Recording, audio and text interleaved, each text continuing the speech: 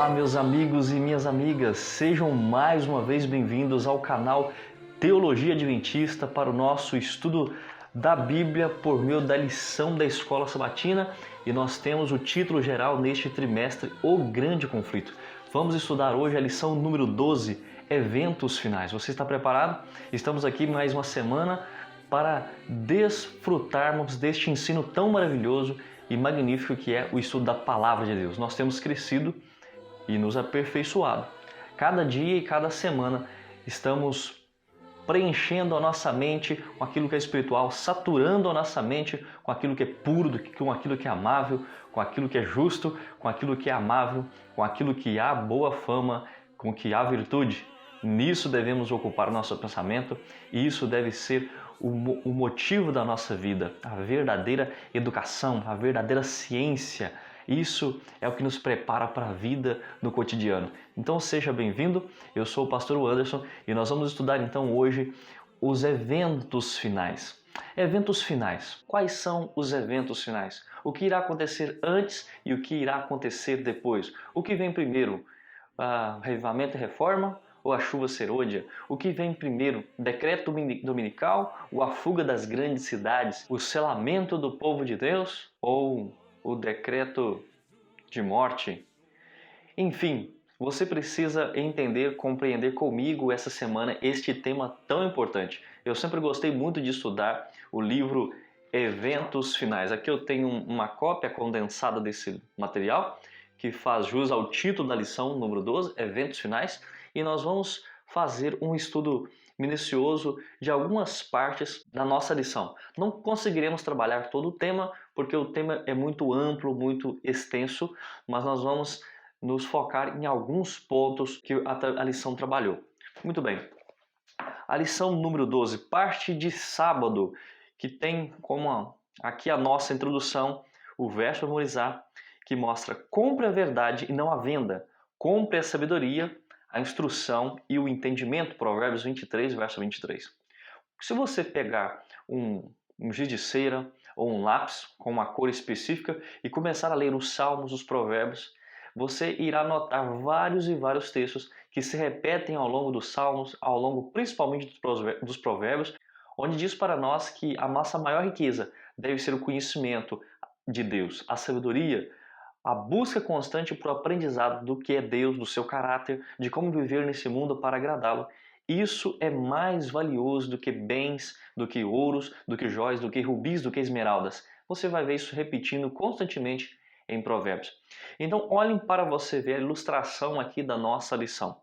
Uma chuva, tempestade, escuridão, mas a Bíblia ela está de portas abertas ali para que você entre e encontre porto seguro. Alguém está acima da Bíblia notificando as pessoas ao redor das intempéries de como encontrar paz, de como encontrar o caminho. Imaginem a seguinte cena comigo. Você está em meio a um temporal, em meio a uma catástrofe natural. Várias e várias catástrofes estão acontecendo ao mesmo tempo. Você está dirigindo em seu carro pela rodovia e você precisa chegar seguro até a sua casa, até o seu destino. Mas enquanto isso, ao redor, muitas catástrofes naturais estão acontecendo ao mesmo tempo. O clima está modificado. Tudo parece estar deteriorando ao redor. Uma ponte que cai em tal região, em tal território, uma barreira que caiu impedindo a passagem em alguma determinada estrada. E você precisa voltar para casa. Mas você tem um ponto a seu favor. Você encontra-se ali em ligação direta com um especialista da área climática. Ele não só está acompanhando você através dos equipamentos mais sofisticados, de alto nível, como também ele está conversando contigo e através de conexão com satélites, ele consegue analisar qual seria a melhor rota para você seguir até chegar ao seu destino. E ele diz: olha, não siga por esse caminho, aqui há uma barreira da estrada, vire à sua direita e pegue um atalho, e que você segue aquele atalho e de repente ele te comunica e diz: olha, siga agora por outro caminho, porque aqui logo à frente uma ponte quebrou, ou não siga nesse caminho porque há um acidente à vista, e você vai então, meio àquele caos, tentando chegar a seu objetivo, a seu local, a sua casa, a sua residência. E essa pessoa te conduz, te guia até esse caminho. Pois bem, é isso que Deus está fazendo conosco ao longo da história do universo. É por isso que Ele nos deixou a Bíblia. A Bíblia mostra para nós o caminho, nos removendo dos embaraços e empecilhos da vida e nos mostrando o grande objetivo da vida, o grande objetivo da redenção, como chegar ao seu desígnio, chegar ao seu porto seguro que é Deus. Por isso a lição disse: mais do que qualquer outra coisa, Jesus quer nos conduzir pelas tempestades e nos levar para casa. O propósito da vida, morte e ressurreição, ministério de Cristo no santuário do céu, é garantir que iremos para o céu. O grande propósito do céu. Todo o céu está em movimento, em atitude, em ação, para conduzir você para a salvação. Isso não é animador? Isso não é magnífico? Saber que Deus está no céu, conduzindo você, conduzindo a mim, para que juntos possamos alcançar as nossas metas, os nossos objetivos, que você seja abençoado através do estudo dessa semana. Muito bem, antes de mais nada, eu preciso aqui fazer um alerta para você. A lição dessa semana falou na parte de domingo, lealdade a Deus e a sua palavra. Domingo, selados para o céu. Terça-feira, a quem adoramos. Quarta-feira, a chuva temporã e serôdia. Quinta-feira, o alto clamor. Quando nós estudamos o livro Eventos Finais, existe uma ordem cronológica dos eventos finais. Uma ordem onde os fatos vão acontecendo em uma sincronia perfeita. Nós não temos como datar esses acontecimentos, mas nós sabemos que um acontecimento vem após o outro. Por isso eu vou fazer aqui uma adaptação no estudo da lição dessa semana. Vamos estudar aqui a parte de domingo e logo em seguida partiremos para quarta, quinta, depois voltaremos em segunda e terça-feira. Você vai entender o porquê estamos fazendo essa adaptação, tá certo? Aqui nós vamos para a parte de domingo, lealdade a Deus e a sua palavra. Em outras palavras, a parte de domingo está nos levando ao reavivamento e à reforma. Antes de mais nada, nos eventos sequenciais do tempo do fim, uma das coisas que precisam tomar lugar é o reavivamento e a reforma. O povo de Deus precisa se preparar, precisa se dedicar, precisa estar pronto para receber uma porção dobrada do Espírito Santo, que será chamado então de chuva serôdia, será chamado então derramamento do Espírito Santo, para que ele possa dar o alto clamor, que é a proclamação do Evangelho de Deus, para que assim o povo possa ser selado, para que assim possa vir as 7 últimas pragas, para que assim a sequência dos eventos futuros tenha um lugar. Por isso, olhem só, aqui diz como devemos nos relacionar com a verdade. Nós acabamos de ler Provérbios 23, onde diz que devemos comprar a verdade e não a vender por nada, não é mesmo? Precisamos comprar a sabedoria, a instrução e o entendimento. Quando vamos para João 8,32, diz: conhecereis a verdade e a verdade vos libertará. A palavra de Deus é a verdade. Jesus disse: eu sou o caminho, a verdade e a vida. Precisamos conhecer Jesus, a sua palavra, os seus interesses e precisamos nos dedicar deles.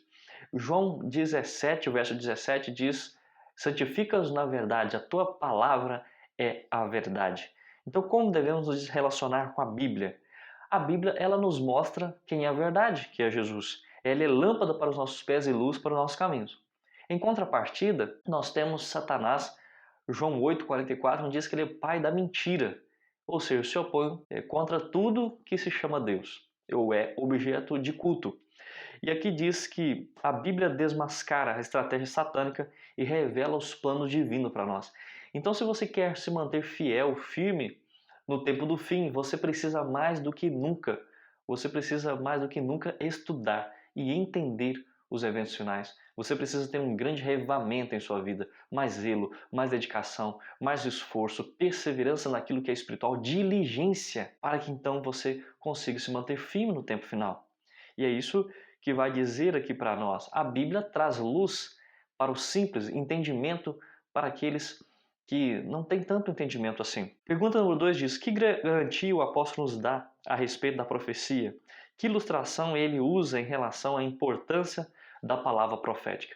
Em 2 Pedro capítulo 1, verso 16, nós lemos assim: porque não vos demos a conhecer o poder e a vinda de nosso Senhor Jesus Cristo, seguindo fábulas engenhosamente inventadas, mas nós mesmos fomos testemunhas oculares da sua majestade, pois ele recebeu da parte de Deus Pai honra e glória, quando pela glória excelsa lhe foi enviada a seguinte voz: este é meu Filho amado, em quem me comprazo. Ora, esta voz, vinda do céu, nós o ouvimos quando estávamos com ele no Monte Santo. Temos, assim, tanto mais confirmado a palavra profética, e fazeis bem em atendê-la, como a candeia que brilha em lugar tenebroso, até que o dia clareie e a estrela da alva nasça em vosso coração. Sabendo, primeiramente, isto, que nenhuma profecia da Escritura provém de particular elucidação, porque nunca jamais qualquer profecia foi dada por vontade humana, entretanto, homens santos falaram da parte de Deus, movidos pelo Espírito Santo. Pedro está transferindo aqui ao seu testemunho. Ele diz: eu sou testemunha ocular do que Jesus fez. Eu vi Jesus e sua glória no monte ali, no monte da transfiguração. Nós ouvimos a voz de Deus dizendo: esse é meu filho amado. E nós sabemos que isso que estamos pregando para vocês não é a fábula, como diz aqui, não é fábulas engenhosamente inventadas, não é uma invenção nossa. O que nós estamos dizendo é algo verdadeiro, algo que aconteceu. É por isso que, sem a Bíblia, nós seríamos deixados aos caprichos da opinião humana e seríamos facilmente enganados. Por isso que nós não estamos aqui no canal Teologia Adventista expondo opiniões humanas. Nós queremos aqui trabalhar o que a Bíblia diz, para que você então possa ter com clareza os caminhos pelos quais seguir.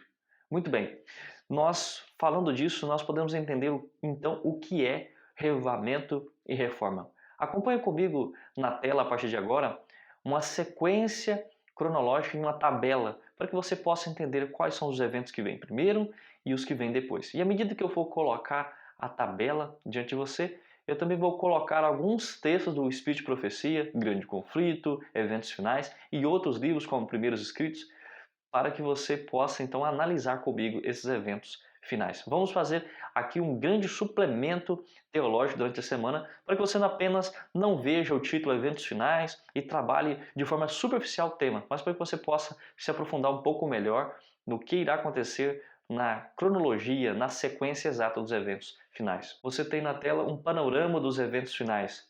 Conheça a sequência dos acontecimentos que marcarão o fim dos tempos segundo a compreensão adventista. Esse foi um gráfico, um panorama dos eventos finais feitos por Eduardo Ruenda, que está na revista Adventista agosto de 2015 e foi adaptado a alguns textos aqui através do nosso canal Teologia Adventista, e você vê que a primeira das coisas que vem na linha do tempo é hoje, onde nós estamos agora. Em algum momento na sequência vemos reavivamento e reforma. O que significa isso? Significa a completa mudança da mentalidade e hábitos e práticas entre o povo de Deus. É um requisito, então, para obtermos a chuva serôdia, que vai só ocorrer por meio da verdadeira conversão, né? Porque você vê que esses acontecimentos eles serão colocados nesse diagrama, mas eles não podem ser datados. Apenas eles estabelecem uma relação entre esses pontos, tá certo? Esses acontecimentos que antecedem o fim do tempo de graça não se prendem a uma ordem cronológica exata, como está escrito na tela. Eles são, até certo ponto, simultâneos e continuarão até que se feche a porta da graça. Mas é preciso conhecer e entender sobre eles. Ou seja, o que estamos querendo dizer aqui, não podemos datar esses pontos, mas entendemos que eles são pontos sequenciais, eles são pontos que oferecem aí uma ordem cronológica e também são simultâneos. O que é avivamento e reforma, então? No avivamento e reforma precisamos ter uma vida mais intensa de oração. O livro Eventos Finais diz que a oração e esforço e oração serão a ocupação de sua vida. Você deve orar como se a eficiência e o louvor fossem todos devidos a Deus e trabalhar como se o dever fosse teu. Sem oração ninguém está livre de perigo, nem por um dia ou uma hora sequer. Aquele que nada faz além de orar, em breve deixará de também fazê-lo. Então precisamos ter vida de intensa de oração, guardar na memória os textos da Bíblia. Você precisa decorar várias vezes, cada dia, cada momento. Esses momentos são preciosos e áureos e devem ser utilizados e dedicados à oração, ao estudo das Escrituras, nem que seja para guardar na memória um só texto, a fim de que a vida espiritual seja então estimulada e você possa saturar sua mente daquilo que é verdadeiro, daquilo que é puro. A preciosa palavra de Deus é a norma para a juventude que quer ser fiel ao Rei do Céu. Os jovens devem estudar as Escrituras, guardar na memória texto, porque esses momentos e esse conhecimento que irão adquirir através do estudo da Bíblia irá os ajudar em momento de crise, além de guardar na memória a Bíblia e de ter uma vida intensa de oração. O verdadeiro cristão precisa também controlar as suas aptidões morais. E aí nós precisamos entender que a habilidade para expor a razão de nossa fé é algo excelente e necessário. Mas se a verdade não tiver mais profundidade do que isso, essa pessoa jamais será salva, como diz o livro Eventos Finais, na página 46. Aqui diz: o coração tem que ser purificado de toda a contaminação moral. Poucos compreendem que é necessário exercer domínio sobre os seus pensamentos e imaginação. Ora, é difícil manter a mente indisciplinada fixa em assuntos proveitosos. Mas se os pensamentos não forem corretamente direcionados, a religião não vai se desenvolver e você precisa desenvolver a sua religião de forma plena, de forma completa. Então você precisa desenvolver plenamente os aspectos cognitivos, a mente, as emoções, o seu físico e o seu espiritual. A mente deve estar voltada às coisas sagradas e eternas, do contrário, vai nutrir pensamentos fúteis, superficiais e desagradáveis a Deus. Na sequência, nós temos que também, durante o momento de reforma, de revivamento, ter um espírito de abnegação e serviço. Deus tem esperado muito tempo que o espírito de serviço se apodere de seu povo e de toda a igreja de Deus, de maneira que cada um trabalhe para ele mesmo, segundo a sua habilidade, segundo o seu dom. E quando os membros da igreja de Deus fizerem a obra que lhe é indicada nos necessitados campos nacionais e estrangeiros, em cumprimento da comissão evangélica, todo mundo será logo advertido e o Senhor Jesus retornará à terra com poder e grande glória. Por isso você e eu precisamos ter espírito de abnegação, espírito de serviço na obra de Deus. Precisamos também operar em nossa vida as reformas da alimentação e do vestuário, exaltar a palavra de Deus com o nosso testemunho para que as pessoas saibam quem estamos seguindo. Na sequência, então, nós vemos aí no nosso diagrama a chuva serôdia.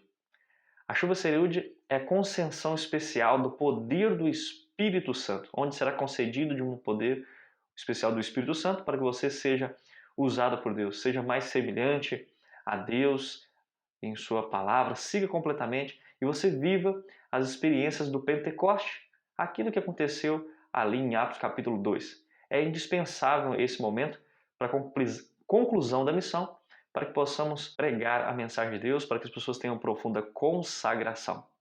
E nós vemos então que com isso nós podemos aqui analisar o que está na parte de quarta-feira, onde está escrito assim: as chuvas temporã e a chuva serôdia. Então, logo após o revivamento e reforma, o povo começa a receber então a chuva, essa chuva que foi profetizada em Joel 2, que foi cumprido em Atos 2, mas que em Atos 2 tivemos apenas tivemos de uma forma parcial o Espírito Santo sendo derramado ali, agora de uma forma mais completa e geral. O Espírito Santo será derramado no tempo do fim. O que aconteceu em Atos 2 é chamado então de chuva temporã, e o que irá acontecer no tempo do fim, depois do avivamento e reforma, é uma chuva serôdia. E vamos explicar isso na sua tela. Você tem então aí os textos de Joel 2, verso 21 em diante, que diz: não temas, ó terra, regozija-te e alegre-te, porque o Senhor faz grandes coisas. Não temais, animais do campo, porque os pastos do deserto reverdecerão, porque o arvoredo dará o seu fruto, a figueira e a vide produzirão com vigor. Alegrai-vos, pois, filhas de Sião, ou seja, habitantes de Jerusalém, judeus, povo do Senhor. Regozijai-vos no Senhor, vosso Deus, porque ele vos dará em justa medida a chuva. Que chuva é essa? Fará descer, como outrora, a chuva temporã e a chuva serôdia. As eiras se erguerão de trigo, e os lagares transbordarão de vinho e de óleo. Então o povo de Israel estava acostumado com duas chuvas, uma chuva que era no outono, outra na primavera, uma chuva que era responsável para a germinação do grão, para o plantio e germinação do grão, e outra chuva que era responsável para a colheita, que iria amadurecer o grão, amadurecer ali a colheita, dando então uma colheita farta para aqueles que viviam da agricultura. Na sequência nós vemos ainda o texto de Atos 2, verso 1 ao 4, que é o cumprimento do que nós lemos anteriormente em Joel. Ao cumprir-se o dia de Pentecoste, estavam todos reunidos no mesmo lugar, e de repente veio do céu um som, como de um vento impetuoso, e encheu toda a casa onde estavam sentados. E apareceram distribuídas entre eles línguas como de fogo, e pousou uma sobre cada um deles. Todos ficaram cheios do Espírito Santo, e passaram a falar em outras línguas, segundo o Espírito lhes concedia que falassem. Ainda nós vemos que aqui na pergunta número 6, nos pede para ler esses textos que acabamos de ler, mas ainda pede para lermos Atos 2, versículo 41 em diante, que diz assim: Então os que aceitaram a palavra foram batizados, havendo um acréscimo naquele dia de quase 3.000 pessoas, e perseveravam na doutrina dos apóstolos, na comunhão, no partir do pão e nas orações. Em cada alma havia temor, e muitos prodígios e sinais eram feitos por intermédio dos apóstolos. Todos os que creram estavam juntos e tinham tudo em comum. Vendiam suas prosperidades e bens, ou suas propriedades e bens, distribuindo o produto entre todos à medida que alguém tinha necessidade. Diariamente perseveravam unânimes no templo, partiam o pão em casa e tomavam suas refeições com alegria e singeleza de coração, louvando a Deus e contando com a simpatia de todo o povo. Enquanto isso, acrescentava-lhe o Senhor dia a dia os que iam sendo salvos. Então, que previsão se cumpriu nos primeiros séculos? Que impacto esse evento teve? Estamos aqui respondendo a pergunta 6 e podemos dizer o que aconteceu ali foi o derramamento do Espírito Santo no Pentecoste, que promoveu à igreja cristã um grande reavivamento, onde houveram conversões de muitas e muitas pessoas. E o que esse evento teve, que aconteceu, é que rapidamente a igreja ganhou milhares de crentes, ganhou também uma ênfase entre todos os povos daquela época. Como diz Paulo, o evangelho foi pregado para todas as pessoas na sua época, mediante o poder do Espírito Santo que receberam a partir ali do derramamento do Pentecoste, no ano 31, derramamento do Espírito Santo no Pentecoste, na festa de Pentecoste. E aqui diz que vários foram perseguidos de Jerusalém e foram para vários outros lugares na Judéia, pregando a palavra de Deus, como Atos 8:4 fala. As igrejas foram plantadas na Judéia, Samaria e Galiléia, e depois de sua conversão, Paulo proclamou Cristo no mundo mediterrâneo, e isso promoveu a pregação do evangelho mediante então o poder do Espírito Santo. O Espírito Santo foi o responsável pela pregação do evangelho, dando habilidade para que os discípulos falassem um outro idioma ou em outros idiomas, do quais nunca tinham estudado para proclamar, para falar. E ali eles tiveram esse poder do céu. Podemos ver que Colossenses 1, verso 23 diz que Paulo pregou o evangelho para toda criatura debaixo do céu. Ou seja, o evangelho foi pregado para toda o mundo que existia naquele momento, que era ali as partes da Ásia, da África, o Egito, os locais que eram povoados, onde tinha grande densidade demográfica, porque o restante do mundo não era ainda habitado. Partindo para a pergunta número 7, como a obra de Deus será concluída?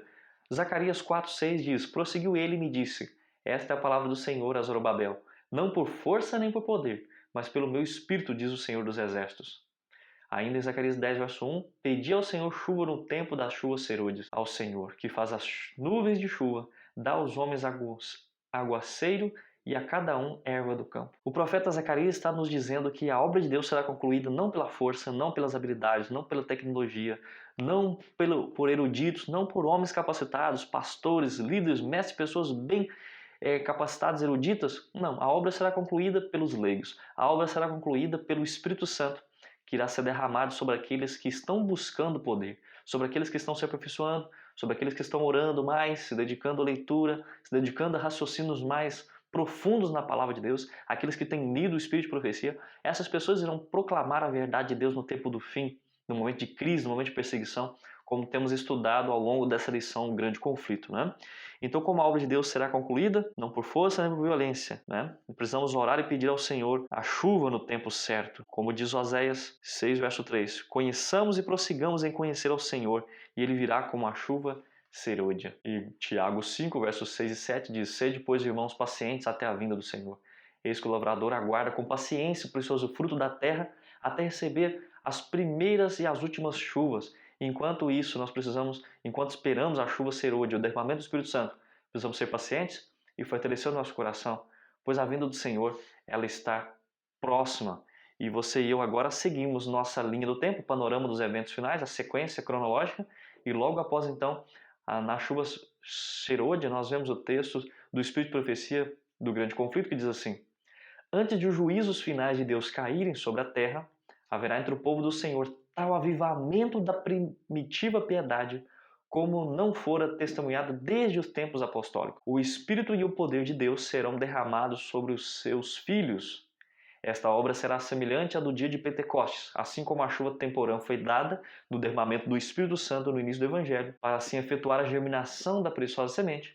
A chuva serôdia será dada em seu final, para um amadurecimento da seara. E com isso nós podemos então analisar e partir para a parte de quinta-feira que vai falar sobre o alto clamor. O derramamento da chuva serôdia será então a preparação para ser dado o alto clamor. O que seria o alto clamor? Quando o povo de Deus estará agora preparado, munido, estará cheio de todo argumento necessário do poder que vem de Deus. Como disse Jesus, eu estarei com você todos os dias e lhe darei as palavras para que você fale no momento difícil.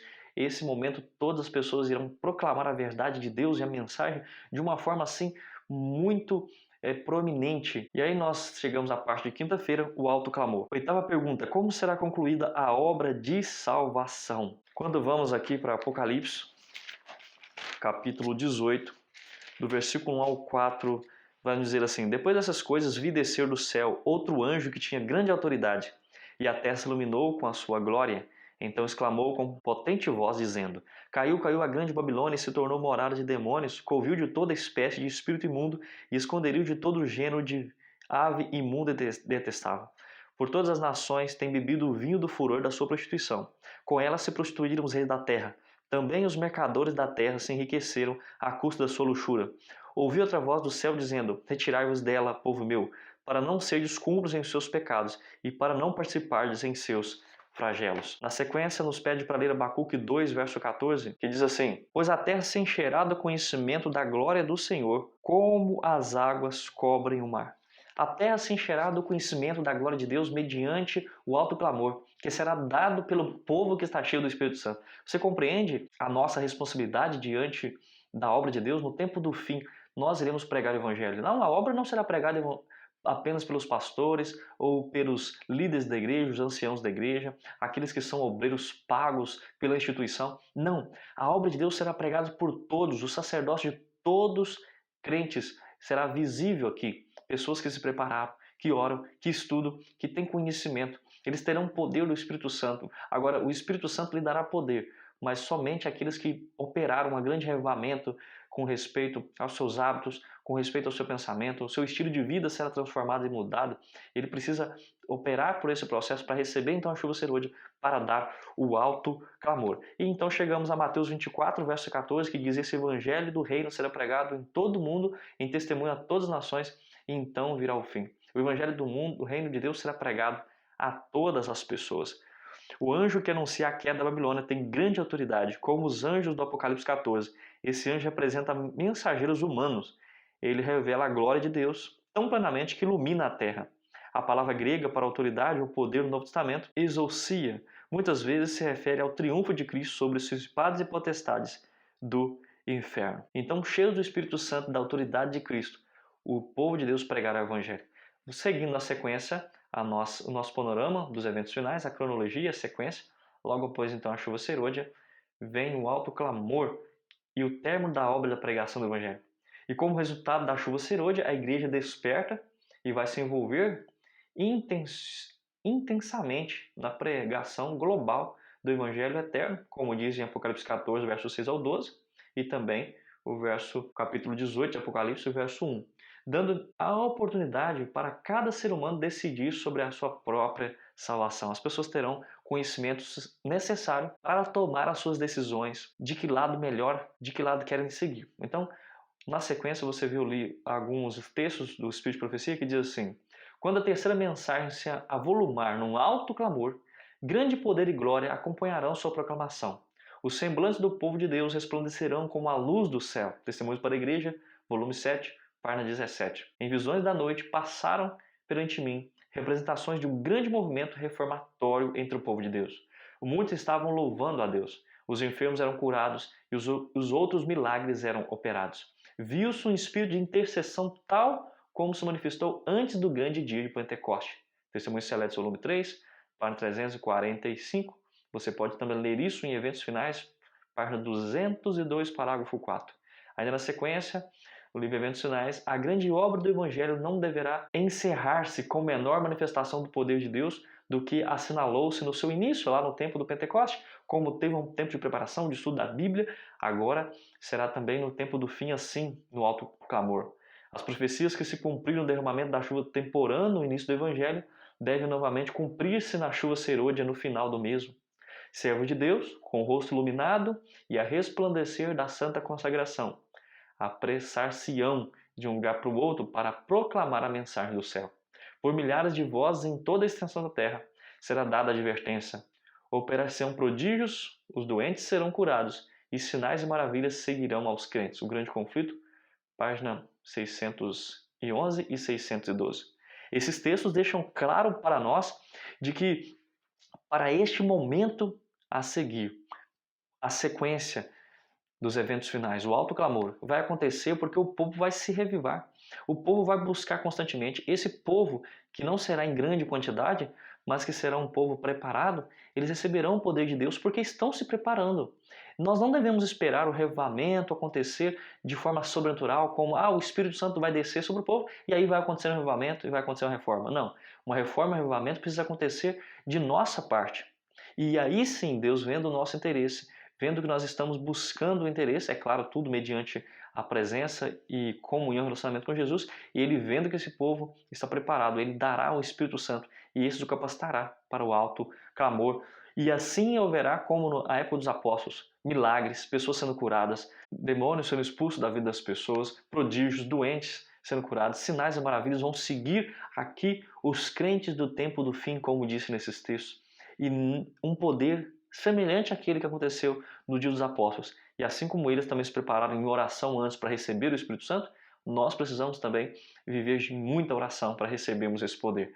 Na sequência, logo após o alto clamor e o termo da obra, nós então vemos a sacudidura que ocorrerá por ocasião então dessa pregação do Evangelho a todo mundo. A sacudidura, a mornidão espiritual, as falsas doutrinas, a crise final e a perseguição gerada pelo decreto dominical vão peneirar, sacudir o povo de Deus. O trigo será peneirado. O trigo permanece na igreja, enquanto o joio sai dela e se une aos perseguidores, de acordo com Amós 9, verso 9, e Mateus 13 em diante, como está ali a parábola do trigo e do joio. Na sequência você vê que haverá uma sacudidura da peneira. No devido tempo, a palha precisa ser separada do trigo. Por se multiplicar a iniquidade, o amor de muitos se esfriará. Este é precisamente o tempo em que o genuíno será mais forte. O Senhor virá em breve. Em toda igreja deve haver um processo tendente a aprimorar e joirar, pois entre nós há homens perversos que não amam a verdade nem honram a Deus.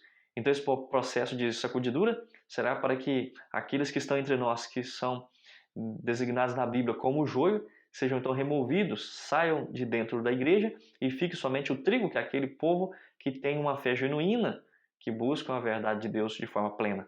Na sequência você lê: estamos no tempo da sacudidura, tempo em que cada coisa que pode ser sacudida, sacudir-se-á. O Senhor não desculpará os que conhecem a verdade, se não obedecem aos seus mandamentos por palavra e por ação. O trabalho que a igreja tem deixado de fazer em tempo de paz e prosperidade terá de realizar em terrível crise, sob as circunstâncias mais desanimadoras e proibitivas.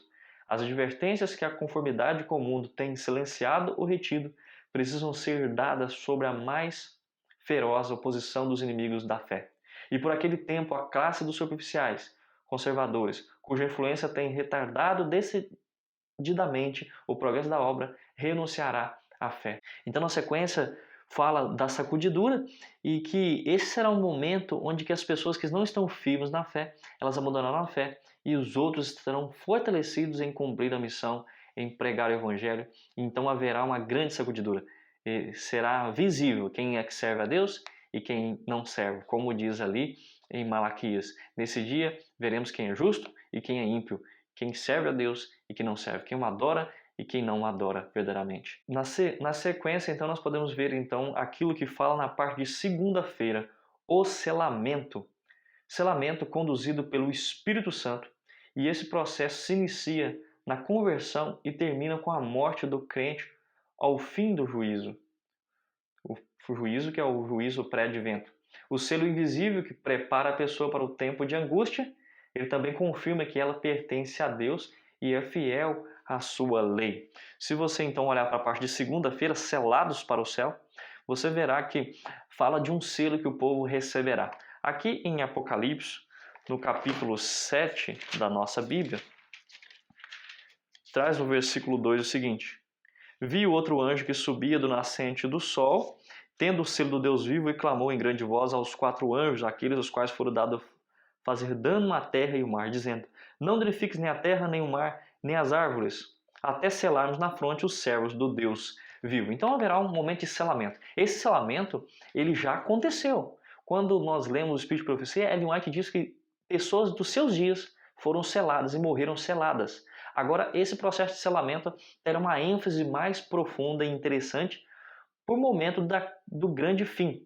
O momento do fim, quando recebemos ele achou serôdia, quando demos o alto clamor, ao ver então a sacudidura, agora sim o povo começa a ser selado. E somente quando esse povo terminar de ser selado é que cai as 7 últimas pragas sobre a terra. É que Jesus então depois volta para buscar o seu povo. Nós vamos ver isso mais na sequência. Então, na crise vindoura em torno de adoração, os fiéis não cederão às pressões do mundo, eles serão selados pelo Espírito Santo.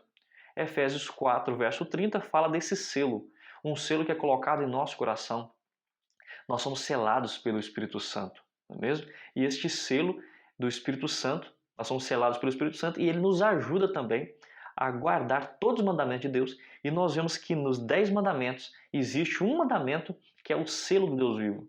De acordo com Ezequiel 20, verso 12 e verso 20, nós vemos ali que o sábado é um sinal entre o seu povo e o seu Deus. Quando nós olhamos, Deus olha para a terra e vê um povo obedecendo os seus mandamentos, que tem o selo do Espírito Santo, que guarda os mandamentos, inclusive se encontra com ele todo sábado, de forma geral, de forma mais ampla, para estudar, para reconhecer que ele é o Criador, para colocar a sua vida nas mãos de Deus. E esse povo está sendo selado. Então o selo de Deus é um selo mediante o Espírito Santo atuando em nosso coração, que nos leva a guardar todos os mandamentos, inclusive o sábado, que é um selo especial que está na sua lei, de acordo com Isaías 8, verso 16. Que elementos de um selo vemos no quarto mandamento?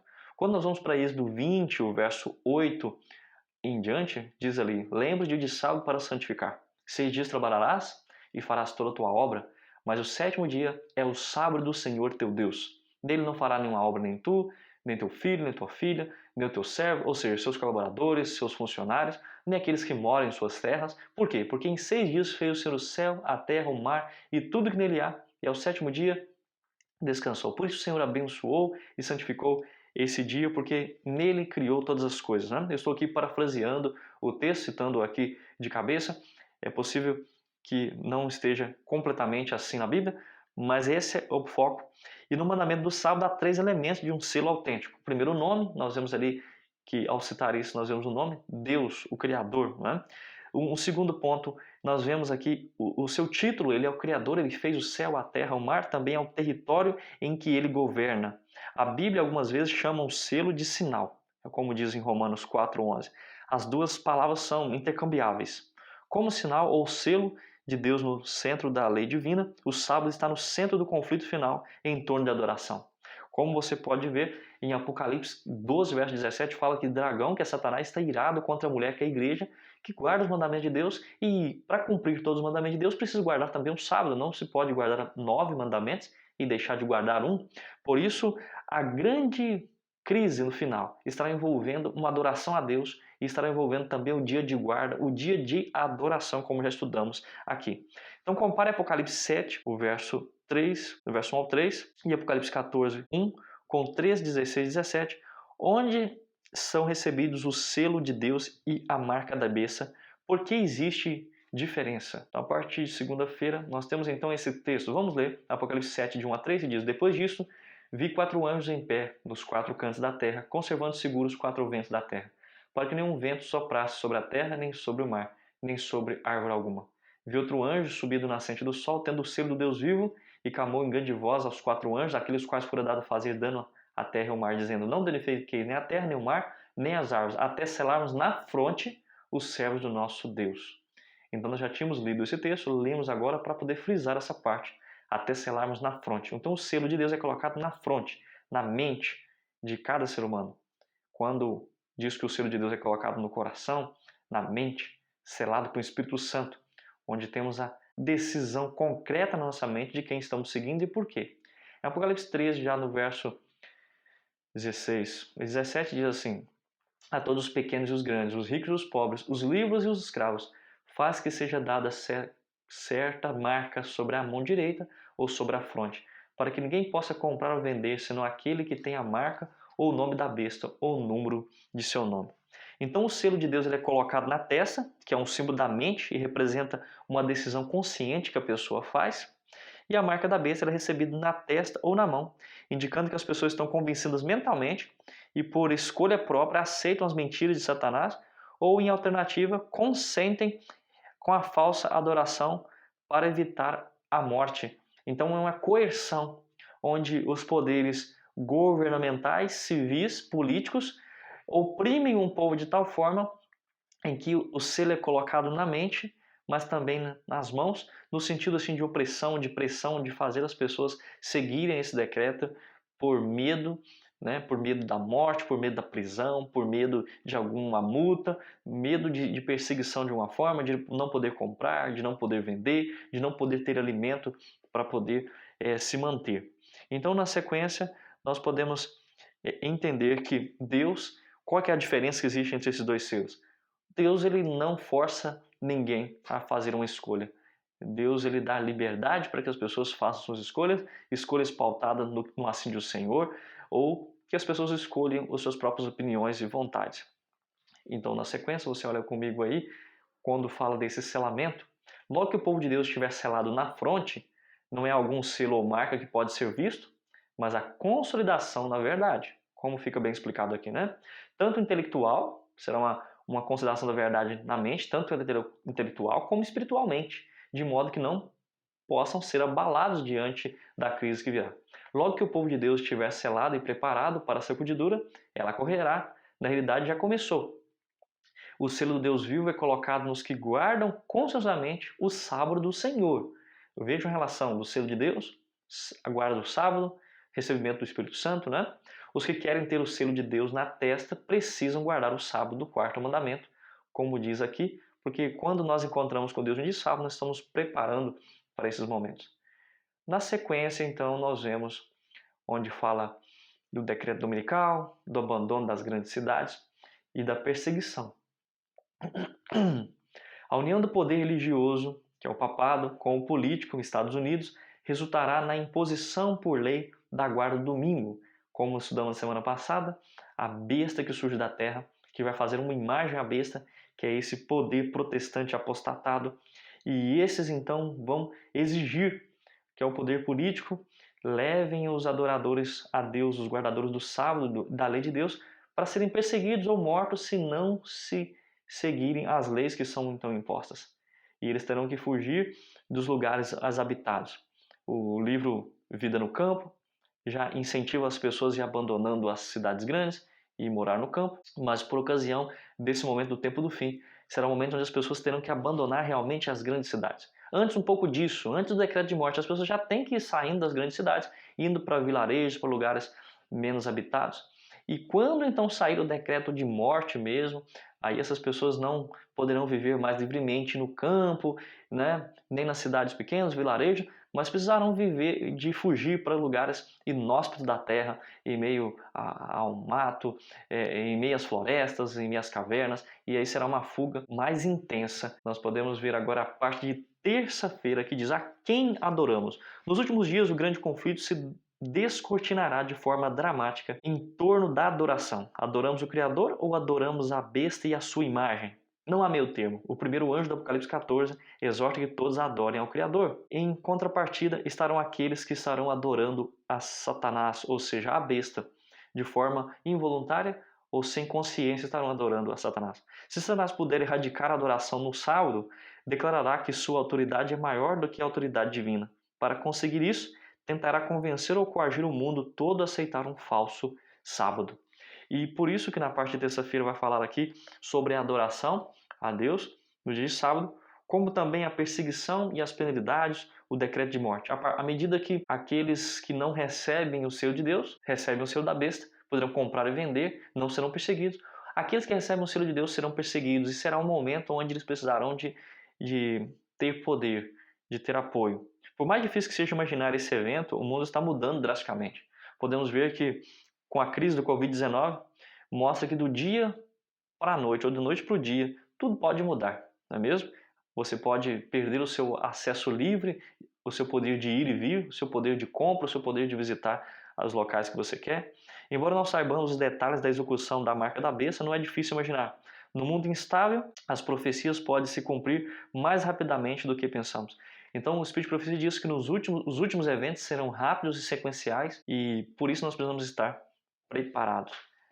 Quando nós vemos na sequência, Apocalipse 13, o verso 13 até o 17, então revela aqui sobre a besta que surge da terra. Fala assim, também opera grandes sinais, de maneira que até fogo faz descer do céu diante dos homens. Seduz os que habitam sobre a terra, por causa dos sinais que foi-lhe dado executar diante da besta, dizendo aos que habitam sobre a terra, que façam imagem à besta, aquela ferida à espada, mas que sobreviveu. E foi-lhe dado a comunicar fôlego à imagem da besta, para que não só a imagem falasse, como ainda fizesse morrer quantos não adorassem a imagem da besta. E nessa sequência aqui nós vemos então o decreto de morte. Olhem para a tela, você vê o decreto dominical e a perseguição ainda. Outro texto que diz assim, a história se repetirá, a religião falsa será exaltada. O primeiro dia da semana, o domingo, um dia comum de trabalho que não possui santidade alguma, será estabelecido como foi a estátua da Babilônia, de Nabucodonosor, ali na planície de Dura, no Sinar, né? A todas as nações, línguas e povos se ordenará que venerem esse sábado espúrio. O decreto impondo a veneração desse dia se estabelecerá a todo mundo. Então eu estou mostrando para você esses textos, para que você veja a sequência dos eventos, o que ocorrerá: a perseguição, o decreto dominical e depois o decreto de morte. Quanto à América, o país da liberdade religiosa, se aliar com o papado a fim de dominar as consciências e impelir os homens a reverenciar o falso sábado, os povos de todos os demais países do mundo hão de ser induzidos a imitar o exemplo. Então esse é algo que começa nos Estados Unidos, os demais países começam a imitar o exemplo. Na sequência, você tem então, logo após isso, os enganos satânicos. O inimigo concentrará seus maiores esforços nos últimos dias, usando principalmente o espiritismo e o protestantismo desvirtuado, apostatado. Porém, o clímax do engano ocorrerá no tempo da angústia, quando ele vai imitar os milagres e o retorno de Cristo, a personificação que Satanás fará. Olhem só na tela esses textos. Satanás usará toda oportunidade para reduzir ou para seduzir os homens e desviá-los de sua lealdade a Deus. Ele e os anjos que caíram com ele aparecerão na terra como homens procurando enganar. Vejam só, anjos de Deus também aparecerão como homens e usarão todos os meios ao seu alcance para frustrar os desígnios do inimigo. É o mais fascinante e bem-sucedido engano de Satanás, com a intenção de atrair as simpatias daqueles que depositaram seus entes queridos na sepultura. Anjos maus, presta atenção aqui nisso, irmãos, anjos maus vêm na forma desses entes queridos, relatam incidentes relacionados com a sua vida e efetuam atos que eles realizaram enquanto viviam. Deste modo, levam as pessoas a crer que seus amigos falecidos são anjos que pairam sobre essas pessoas e se comunicam com elas. Esses anjos maus, demônios, né, que aparentam ser amigos falecidos, são encarados com certa idolatria. E para muitos, suas palavras têm maior valor do que as palavras de Deus. O inimigo está se preparando para enganar o mundo inteiro por seu poder operador de milagres. Ele pretenderá personificar os anjos de luz e personificar também a Jesus Cristo. Se os homens são tão facilmente transviados agora, como subsistirão eles quando Satanás personificar a Cristo e operar milagres?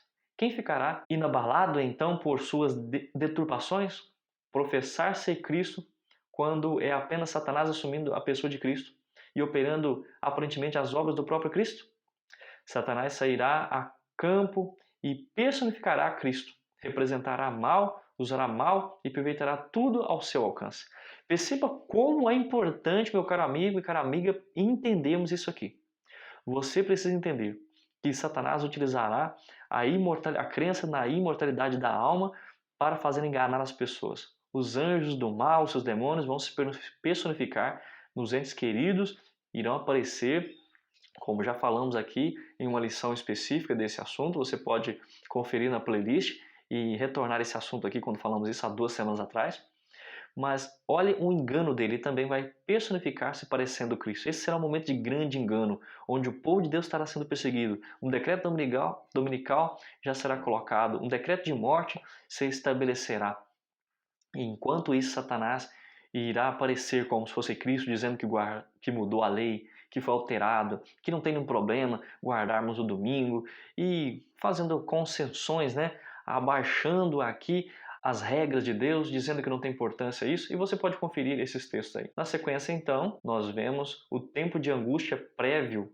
Esse é um breve período, possivelmente entre o decreto dominical e o fechamento da porta da graça, quando tribulações deixarão o mundo perplexo, como vemos em Lucas 21, 25 e 26, e em 1 Escritos, página 85 e 86, que diz assim: esta visão foi dada em 1847, quando havia apenas poucos entre os irmãos do advento observando o sábado, e desses somente uns poucos supunham que sua observância era de suficiente importância para constituir uma linha de separação entre o povo de Deus e os incrédulos.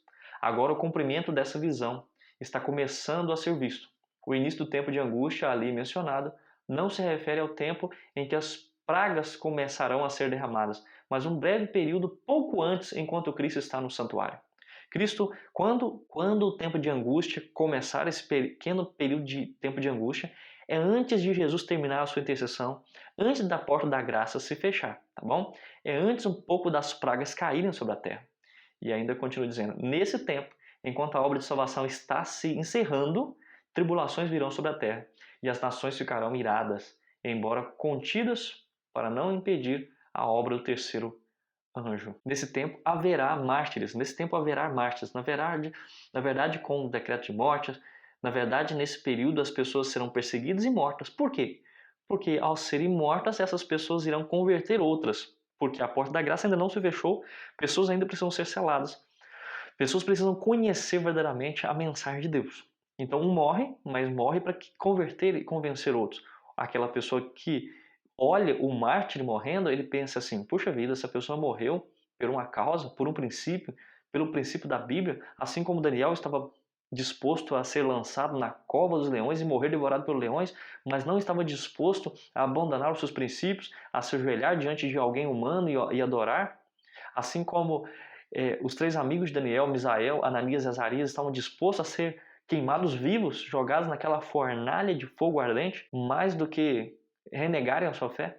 Nesse momento também acontecerá isso com o povo no tempo do fim, aqueles que receberam a chuva serôdia, aqueles que deram alto clamor, aqueles que foram perseguidos e que se mantêm fiel. Aqui nesse momento haverá mártires, mas depois que a porta da graça se fecha, que cai a primeira praga, desse momento em diante já não há mais mártires, as pessoas não morrem mais, porque Deus não permitirá isso. Nós vamos ler isso na sequência. Depois do tempo de angústia prévio, na sequência você vê o fim do tempo da graça. Os anjos soltam os 4 ventos da terra. Enquanto isso está acontecendo a perseguição, né? Os anjos soltam os 4 ventos da terra. O fim do tempo da graça, quando Cristo concluir o juízo pré-advento, ou o juízo investigativo no céu, os salvos terão sido selados na terra e o destino eterno de cada ser humano então estará definido. O Espírito Santo deixará de atuar no coração dos ímpios e começará o tempo de angústia e o derramamento das pragas sobre a terra. Então, quando começar a cair a primeira praga, você saiba que o tempo da graça já se fechou. Quem é justo continua injusto. Quem é injusto continua injusto. Quem é ímpio continua ímpio e quem é justo continua a praticar a justiça. E nós vemos alguns textos ainda que diz assim: pouco antes de entrarmos no tempo de angústia, todos nós recebemos o selo de Deus vivo. Então eu vi os 4 anjos deixarem de segurar os 4 ventos. E vi fomes, epidemias e espada, nação se levantando contra nação, o mundo inteiro em confusão. Vi os anjos indo aceleradamente de um lado para o outro no céu. Um anjo com um tinteiro de escrivão ao lado voltou da terra e referiu a Jesus que sua obra estava feita e os santos estavam numerados e selados. Então vi Jesus que havia estado a ministrar diante da arca, a qual contém os 10 mandamentos, lançaram o incensário, levantou as mãos e com grande voz diz: está feito. Perceba que este é o momento em que os anjos que voltam da terra anunciam para Jesus que tudo está terminado, que ele já selou o povo de Deus, começam aquelas catástrofes climáticas e aí sim é dado a mensagem. Jesus está no santuário, sai do santuário, terminando de fazer intercessão ali no santuário pelo povo, ele lança então o incensário dizendo que com isso o santuário se enche de fumaça, dizendo com isso que terminou a intercessão no santuário celestial. Quando Cristo deixar de interceder pelo homem, os casos de todos estarão decididos para sempre. Termina o tempo da graça, as intercessões de Cristo cessam no céu, como acabei de explicar. Esse tempo final virá repentinamente sobre todos e os que não purificarem a alma pela obediência à verdade serão encontrados dormindo, e esses que estarão dormindo eles passarão por uma dificuldade, serão sacudidos para fora, né, da casa do povo de Deus. Quando terminar o tempo da graça, isso se dará repentinamente e inesperadamente, na ocasião em que menos esperarmos, mas podemos ter hoje um registro limpo no céu e a saber que Deus nos aceita.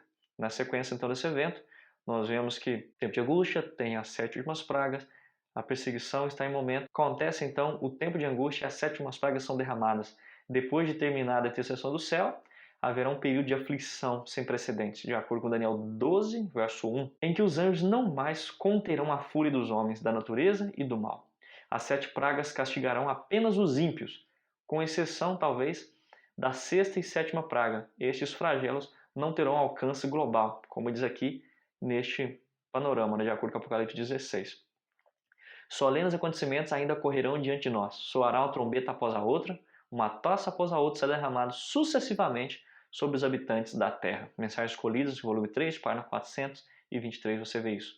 Logo o mundo será abandonado pelos anjos da misericórdia, e as 7 últimas pragas, então, estão para ser derramadas. Os raios da ira de Deus estão prestes a cair, e quando começar a punir os transgressores, não haverá um período de pausa até o fim. Perceba então que as pragas serão sequenciais e acontecerá em um momento rápido. Não sabemos quanto tempo isso acontecerá. Veja que toda essa linha cronológica que eu estou dizendo para você aqui, ela não tem uma data prevista. Depois de 1854, nenhuma data foi estipulada neste ponto de forma concreta, dizendo, olha, isso aqui é concreto, a Bíblia diz essa data aqui. Não há nenhuma profecia de tempo depois de 1844 para se cumprir assim, olha, é essa data aqui, vai se cumprir dessa forma. Não, há uma sequência. Isso pode estar acontecendo de forma simultânea ou uma após a outra, não sabemos muito bem, mas é mais ou menos nessa sequência que eu estou apresentando para vocês aqui nesse gráfico. Nós estamos demorando, fazendo isso aqui de forma mais lenta, para que isso possa ficar registrado, para que depois você possa voltar, analisar com calma, ler os textos, anotar em sua Bíblia, anote ao redor, ao lado dos textos bíblicos aí de Joel, os textos, né, do selamento, os textos da segundidura, né, coloque esses textos, leia isso e entenda a sequência. Logo avante, depois do tempo de angústia e as 7 últimas pragas, nós vemos que virá a angústia de Jacó. Nós vimos um período de angústia lá antes da porta da graça se fechar, onde haverá mártires, onde terá uma perseguição, uma angústia ali, mas agora há uma angústia de Jacó, depois que a porta da graça já se fechou, quando acontece então o decreto de morte. Os ímpios culparão o povo de Deus pelas pragas que irão cair. Os fiéis serão perseguidos com o apoio de um decreto de morte promulgado pela coalizão entre as duas bestas de Apocalipse capítulo 13, a besta que surge do mar e a besta que surge da terra, que é os Estados Unidos, junto com a imagem da besta, que é o protestantismo apostatado. Então perceba que os Estados Unidos, o protestantismo apostatado, é o falso profeta, como vimos na semana passada, e eles vão colocar esse decreto de morte. Saiu um decreto para se matarem os santos, o que fez com que esses clamassem dia e noite por livramento. Assim como Nabucodonosor, o rei da Babilônia, como ele promulgou um decreto de que todos que não se prostrassem e adorassem essa imagem seriam mortos, também será posta uma proclamação de que todos que não reverenciarem a instituição do domingo serão punidos com prisão e morte. Leiam todos atentamente o 13º capítulo de Apocalipse, pois ele tem que ver com todo ser humano, grande ou pequeno. Por isso que nós estamos aqui na pergunta 5, onde nós estamos lendo Apocalipse 13. Que penalidades específicas serão expostas àqueles que não receberem a marca da besta? Os fiéis que não seguirem a besta e a sua imagem sofrerão penalidades econômicas e ameaça de morte. Né? A humanidade continua a ser o que sempre foi, corrupta, sedenta pelo poder e violenta. Embora não saibamos como os eventos finais se desenrolarão, não é difícil imaginar a perseguição e como ela correrá. Então você nota que depois então do decreto de morte, vem essa angústia de Jacó, com a perseguição batendo às portas, o povo de Deus ele passará por um breve período de intensa angústia, assim como Jacó passou lá em Gênesis 32, verso 22 até o 33, pensando que o seu irmão iria o matar. E isso também é relatado em Jeremias 30, verso 7, eu quero ler com vocês Jeremias 30, verso 7. Aqui grande é aquele dia, e não há outro semelhante. É tempo de angústia para Jacó, ele, porém, será livre dela. Será um período de angústia para Jacó, mas Jacó, que é a representação do povo de Deus, que estará fiel no tempo do fim, sendo perseguido, esse povo será livre, como diz aqui. Eles clamarão pela certeza do perdão dos pecados e por livramento da perseguição. Deus estará com eles. Nós podemos ver isso nesses textos que estão aí na tela. Expedir-se-á por fim um decreto contra aqueles que santificam o sábado do quarto mandamento, denunciando-os como merecedores do mais severo castigo. Né? Haverá um tempo de angústia de Jacó, como nas lendas de Jeremias 30. Aos olhos humanos parecerá, todavia, que o povo de Deus logo deverá selar seu testemunho com seu sangue, assim como fizeram os mártires antes deles. Esses mesmos começam a recear que o Senhor os abandonou para sucumbirem às mãos de seus inimigos, e o tempo de terrível agonia, de dia e de noite, clamam a Deus rogando livramento, semelhante a Jacó. Todos estão a lutar com Deus, seu semblante exprime sua luta íntima, a palidez repousa em cada rosto, não cessam, porém, de orar fervorosamente. Nesse período de angústia aqui, será o momento que eles pensarão, estou salvo ou não? Será que Deus nos abandonou? Haverá uma grande luta, uma grande batalha do Armagedon. Nesse momento aqui não haverá mais mártires, de acordo com o grande conflito, páginas 629 e 633, como você vê aqui nesses textos. Deus não consentiria que os ímpios destruíssem aqueles que estavam esperando pela transladação, em que não encurvariam ao decreto da besta, nem receberiam seu sinal. Vi que, se fossem permitidos aos ímpios matar os santos, Satanás e todo o seu exército maléfico, e todos que odeiam a Deus ficariam satisfeitos. E você vê aqui, na sequência ainda, que no momento de grande angústia, aqueles que amaram a Deus, que serão zombados pelo povo, eles serão testemunhas do cuidado de Deus, e Deus vai promover um glorioso livramento. O povo de Deus também o povo de Deus não estará livre de sofrimento, mas quando forem perseguidos e angustiados, não serão abandonados a sofrer e perecer sozinhos. Haverá um livramento da parte de Deus. Né? Você pode conferir os textos na sequência. Nesse tempo não haverá os mártires. E aí, depois disso, vem então o Armagedão. É a última grande batalha entre o bem e o mal, que incluirá aspectos políticos, militares e religiosos. Terá alcance global e ocorrerá entre a sexta e a sétima praga. E Cristo e o seu povo triunfarão por ocasião da sétima praga. Todo mundo estará em um ou no outro lado da questão. Será travada a batalha do Armagedon. E nesse dia nenhum de vós deverá estar dormindo. Precisamos estar bem despertos, como as virgens prudentes, tendo azeite em nossas vasilhas com as nossas lâmpadas. O poder do Espírito Santo deve estar sobre nós, e o capitão do exército do Senhor estará à frente dos anjos do céu para dirigir a batalha. E toda alma que não esteja literalmente ou inteiramente entregue a Deus e não seja guardada pelo poder divino fará aliança com Satanás, né, contra Deus, e se unindo à besta. Haverá então essa grande batalha no governo do universo. De que lado você estará? Logo depois da batalha do Armagedon virá o grande livramento, o fim da perseguição, fenômenos cataclísmicos acontecerão. Será o fim de Babilônia, acontecerá então a ressurreição parcial, como estudamos aqui há 2 semanas.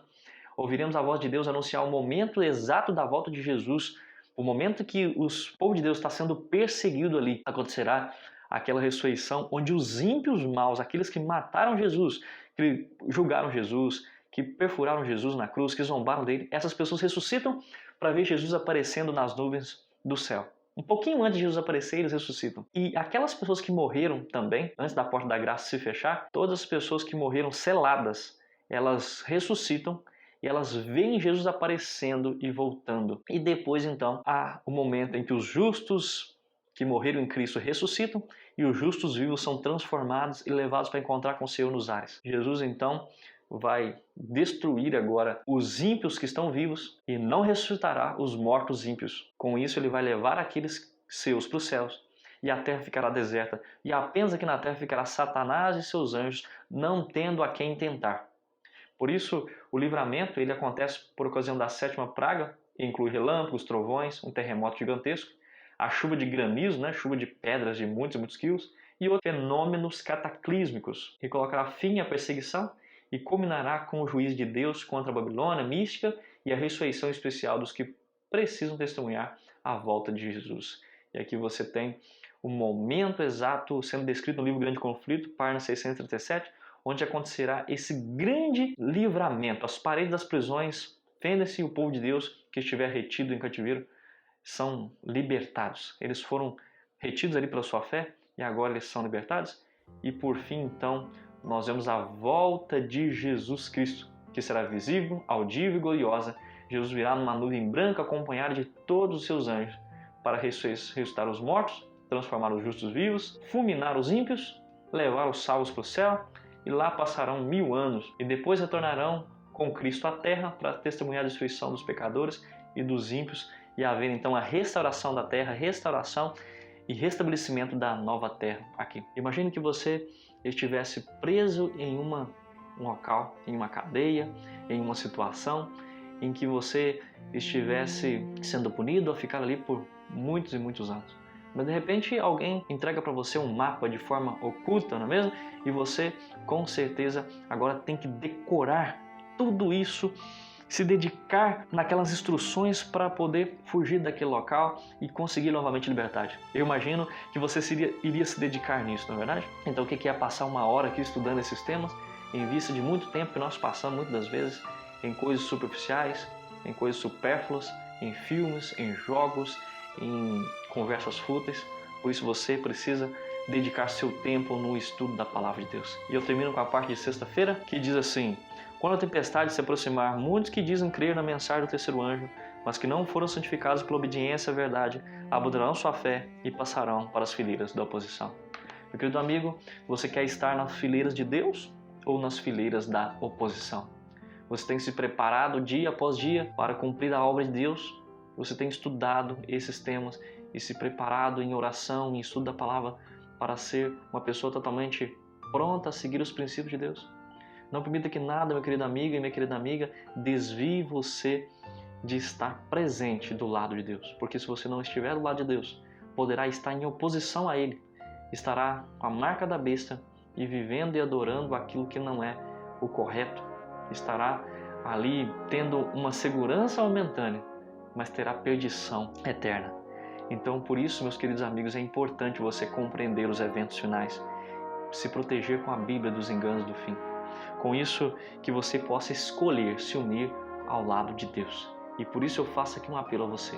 Que você se dedique mais tempo ao estudo da Bíblia. Se dedique mais tempo para decorar textos da Bíblia. Busque fazer uma reforma em seus hábitos, de como você se veste, como você come, com suas palavras. Um grande reavivamento nas suas atitudes, a diligência, o desejo e o amor pelas causas de Cristo. Que você sinta felicidade em ler a Bíblia, em cantar hinos com a sua família. No tempo do fim, onde estará a sua família? Você tem reunido a sua família para estudar a Bíblia, para fazer o culto familiar. Vocês conversam sobre esses assuntos. Separe tempo para estudar isso aqui com seus filhos e prepará-los para esse momento de crise. Em vez de ficar estudando ou de vendo filmes que são ficções científicas que não acontecerão, que são coisas inventadas, leia a Bíblia. Ela te preparará para o tempo do fim. Eu admoesto a você e desafio você a viver na presente verdade, porque a verdadeira ciência da educação consiste em compreender isso. Se falharmos em compreender isso, jamais teremos um lugar no reino dos céus.